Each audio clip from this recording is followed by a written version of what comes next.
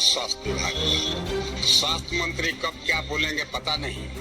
अभी आपने ही देखा कि एक बिहार के डॉक्टर को उन्होंने ऑफर किया कि सरकारी नौकरी 3 लाख महीना और क्या क्या ना उसको दे दें।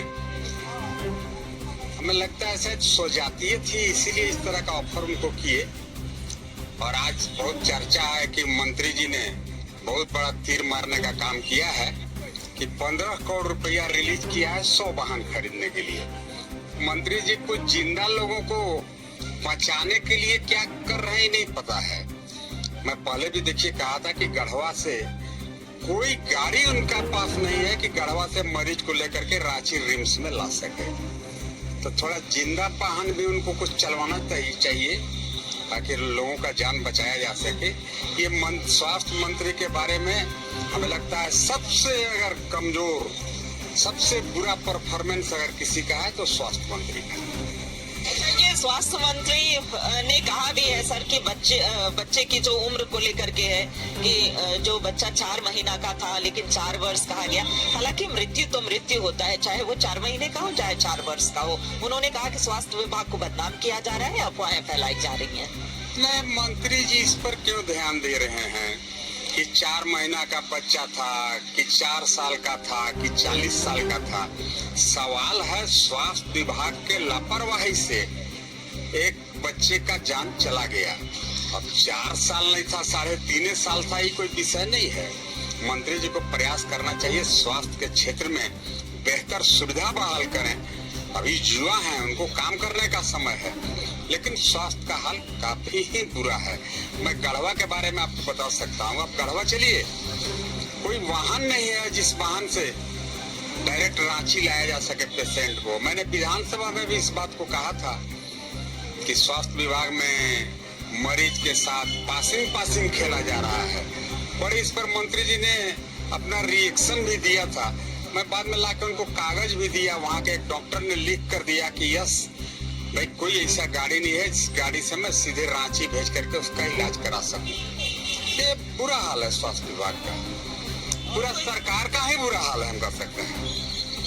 जल जीवन मिशन का भी मुद्दा आप लगातार उठाते रहे हैं। जल जीवन मिशन में एक और गड़बड़ी सामने आई है कि गिरिडीह में जो है गिरिडीह में 1.5 करोड़ के फर्जी चेक दे करके और 30 करोड़ रुपए तक का जो टेंडर है वो मिल जाता है। 10 करोड़ रुपए की निकासी भी हो जाती है। मैं आपको बिहार का व्यक्ति मैं समझ गया मैडम, आपको मैं बताता हूँ।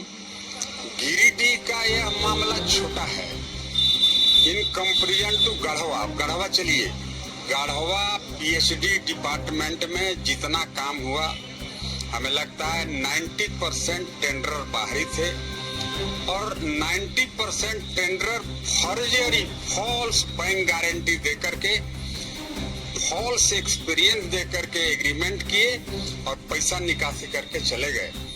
पाइप परचेज किया वहाँ का पीएचडी डिपार्टमेंट, सब लवारिस पाइप पड़ा हुआ है। चूंकि 80% भुगतान मंत्री जी ने पाइप सप्लाई के उपरांत दे दिया था। मंत्री मैंने उन दिनों जो मंत्री थे, दबंग मंत्री हैं, रंगदार हैं, आप लोगों को पता है, उनसे लोग डरते हैं, आपराधिक प्रवृत्ति के रहे हैं। पहले उन पर कई मुकदमा रहा है, मैं तो नहीं कह रहा हूँ, लेकिन लोग उनसे डरते हैं। काफी बढ़िया आदमी है। गढ़वा में भी उनका पूरा दहशत है। अभी भी डराते हैं क्या? अभी भी गढ़वा में मैंने मत कही, अभी तो नया वो बॉस, पलामू के बॉस को गढ़वा में घुमा रहे हैं। जब इसको देख के डरे लोग। खैर गढ़वा है, बड़े बड़े क्रिमिनल अपराधी वहाँ पर जमीन दोज हो गए हैं। अभी वो पलामू का भारी क्रिमिनल हमें लगता है 10-12 साल के बाद जेल काट के निकला है। आजकल उसको लेकर के गढ़वा में घुमा करके डराने का प्रयास कर रहे हैं। लेकिन ये गढ़वा है, खास करके हम सतनर तिवारी, हम तो क्रिमिनल के खन के गाड़ने के लिए पैदे हुए हैं। कोई क्रिमिनल होगा गढ़वा में, उसका क्रिमिनल गिरी हम नहीं चलने देते हैं। खैर उस पर नहीं, मैं जनता के साथ है ना, जनता को डरने नहीं न दीजिएगा। जनता को बिल्कुल नहीं डरने देंगे। जमीन माफिया वहाँ घूमल चल रहे हैं, वो सब जमीन भी हम ही को बचाने का जिम्मा है।